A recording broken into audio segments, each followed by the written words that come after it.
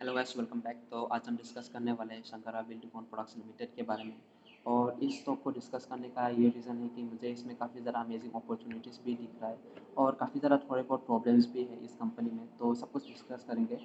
तो चलिए स्टार्ट करते हैं। तो सबसे पहले अगर हम इसके टेक्निकल को देखें तो मई 2017 में इसका IPO लॉन्च हुआ था और लगभग ये अभी भी उसी प्राइस पे ट्रेड कर रहा है, और जो कि प्राइस काफ़ी नीचे आ चुका था 2019 में। लेकिन फिर भी 2020-21 में इसने अपना ये रेंज जो बनाया था, reverse and head and shoulder break pattern breakout भी किया था, लेकिन हालांकि ये ऊपर नहीं जा पाया। लेकिन फिर भी अगर आप देख सकते हैं 2022, 23, 24 लगभग 2.5 ईयर्स तक ये सेमी रेंज में कंसोलिडेशन कर रहा है, और इसने एक बार भी इसके नीचे ब्रेकआउट नहीं दिया। यानी कि इस कंपनी में काफ़ी दम तो है कि इस कंपनी ने अपने स्टॉक प्राइस में इसके नीचे आया ही नहीं। तो सबसे पहले अगर हम इसके फाइनेंशियल में देखें तो ROC 17.5% है, डेब्ट टू इक्विटी 11% है जो कि मैनेजेबल है। प्रोमोटर होल्डिंग्स 49.2% है। अगर हम इसके देखें तो आप देख सकते हैं पब्लिक के पास जो 35% है वो आप देख सकते हैं। जो अपोलो मार्ट है उसके पास 6.12% है। और सबसे खास बात जो मुझे लगता है वो कि इसका FII में अगर आप देखते हैं तो वो 10% होल्डिंग है। तो अगर हम देखें तो इसका मार्केट कैप उतना ज़्यादा नहीं है, लेकिन फिर भी अगर हम देखें इसके FII के पास 10% होल्डिंग है, यानी कि FII काफ़ी इंटरेस्टेड है। और फर्दर आप इसके FII में देखें तो ऐसा नहीं है कि 0.5%, 0.2% है, तो काफ़ी ज़्यादा एसेट मैनेजमेंट कंपनी के पास मोर देन 1% स्टेक है। तो अगर हम इसके बिज़नेस में देखें तो आप इसके प्रोडक्ट्स में देखिएगा, इसका जो प्रोडक्ट्स है वो मेनली जो घर बनाने के लिए जो रॉ मटेरियल्स है वो ये लोग बनाते हैं। जो आप देख सकते हैं construction steel and materials, kitchen door and hardware, interior and exterior fishes, plumbing and fittings, tiles and surfaces, steel tubes and pipes. और जो स्टील ट्यूब्स एंड पाइप्स है वो इनका आप देख सकते हैं, steel tubes and pipes contribute to 60% of their revenue. तो इनका मेन बिजनेस जो है वो स्टील एंड आप देख सकते हैं इसमें स्टील एंड ट्यूब्स में भी है।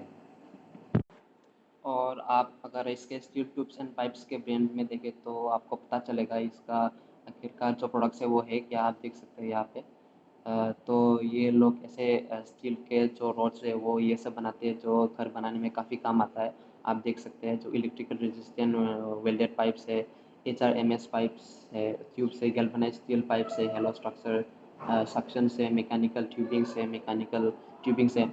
और फर्दर अगर हम इसके जो जो इसका PPT जो इन लोगों कंपनी ने अपलोड किया है अगर हम देख सकते हैं तो Q1 2025 इसके आप देख सकते हैं 14% क्वार्टर ऑन क्वार्टर है। और रिटेल में इसका 53% है, नॉन रिटेल में 47% है। और अगर हम फर्दर देखें तो आपको पता चलेगा जैसे कि 69% स्टील ट्यूब्स एंड पाइप्स में है। और अगर हम देखें इसमें 92 रिटेल स्टोर्स है इस कंपनी के पास, जो कि काफ़ी अच्छी बात है। और आप देख सकते हैं मेनली इनका जो प्रोडक्ट्स है वो मेनली साउथ इंडिया में इनका रेवेन्यू आता है, और नॉर्थ इंडियन में थोड़ा सा कम है। और अगर हम इसके प्रॉफिट एंड लॉस स्टेटमेंट में देखें तो आप देख सकते हैं 2016 में जो 2000 करोड़ का जो सेल्स था वो लगभग 2021 तक ये 2000 करोड़ ही था। सिर्फ आपका 22, 23 और 24 में काफ़ी ज़्यादा इसके सेल्स आया है। तो इसका रीज़न मैं बताता हूँ। आप देख सकते हैं 2016 से लेकर आप 22 में अगर आप देख सकते हैं 21 तक, तो इनका बैलेंस शीट उतना खास था नहीं। आप देख सकते हैं जो इनका रिजर्व था उसके कंपेरेटिवली बोरोइंग तो लगभग 100% ही था। तो धीरे-धीरे इन लोगों ने अपना रिज़र्व्स को इंक्रीज़ किया है और साथ ही साथ अपने बोरोइंग को भी रिड्यूस किया है। और जब इन्होंने अपना रिज़र्व्स के कंपैरेटिवली अपने बोरोइंग को काफ़ी ज़्यादा कम कर दिया, तो उन लोगों ने अपना प्रोडक्ट्स जो काफ़ी ज़्यादा प्रोडक्ट्स को ऐड किए, और उसके हिसाब से आप देख सकते हैं जो 2023 और 22, 23 और 24 में काफ़ी ज़्यादा इनका सेल्स में इंक्रीज़ आया और साथ ही साथ प्रॉफिट में भी आया। और अगर हम इसके क्वार्टरली स्टेटमेंट में देखें तो आप देख सकते हैं लगभग हर क्वार्टर में, जून क्वार्टर में मार्च क्वार्टर से कम सेल्स आता है। तो इसका मेन रीज़न है इनका जो मेन कस्टमर बेस है वो साउथ इंडिया में है, और साउथ इंडिया में जून क्वार्टर के आसपास काफ़ी ज़्यादा बारिश होता है, तो वहाँ पे काफ़ी ज़्यादा कंस्ट्रक्शन वर्क रुक जाते हैं, तो उसके कारण ये वन टाइम थोड़ा-सा इनका सेल्स में थोड़ा-सा डिक्रीज़ आता है। और अब हम बात करते हैं इस कंपनी में जो काफ़ी कुछ दिक्कत है उसके बारे में। और एक और दिक्कत जो है जो कि मुझे दिख रहा है वो है, अगर आप देख सकते हैं यहाँ पे वो है स्टील के प्राइसेस, जो कि इन लोगों का मेन प्रोडक्ट्स जो है वो स्टील सेक्टर से ही आता है। तो आप देख सकते हैं जो स्टील के प्राइसेस है तो वो काफ़ी ज़्यादा लगातार फ्लक्चुएशन हो रहे हैं। तो ऐसे में होता ये है कि कभी-कभी इन लोगों का प्रॉफ़िट मार्जिन घट जाता है, कभी-कभी इंक्रीज़ हो जाता है। लेकिन एक इम्पॉर्टेंट बात ये है कि ये सब टेम्परेरी है, कुछ समय बाद ये साइक्लिकल है, तो कुछ समय के बाद ये स्टेबलाइज़ होना ही है। और एक इम्पॉर्टेंट चीज़ जो मुझे अच्छा लगता है इस कंपनी के बारे में वो ये है कि अगर आप इसके कॉन कॉल्स में देख सकते हैं तो आप देख सकते हैं, so in this quarter we have open 4 stores. तो इन लोगों ने 4 रिटेल स्टोर्स भी खोले हैं। और आप देख सकते हैं इन लोगों के पास लगभग 92 स्टोर्स अब अवेलेबल है। और आप देख सकते हैं so it's we are so currently if you are looking at our fulfillment centers, we are around 125 to 26, so this would be grow around 135 to 136 by this year।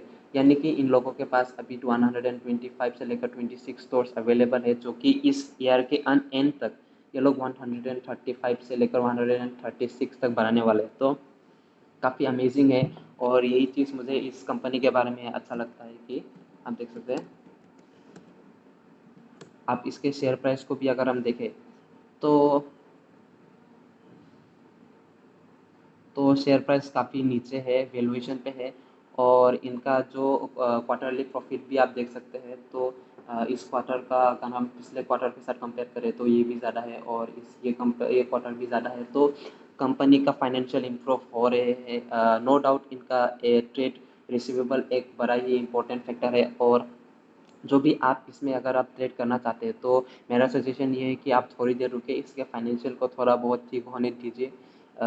आप जब इसके स्टील के प्राइसेस थोड़े से स्टेबल होने start हो जाएंगे, और जब इनका जो ट्रेड पेएबल्स है वो कम होना दिख जाएगा, और जब इनका ट्रेड रिसीवेबल यहाँ से कम होना स्टार्ट हो जाएगा, तब आप इसमें इन्वेस्ट कर सकते हैं। और फिर भी ये कंपनी ऊपर से काफ़ी ज़्यादा नीचे है और एक अमेजिंग सपोर्ट के रेंज में ही ट्रेड कर रहा है। तो मुझे लगता है ये एक अच्छा कंपनी है।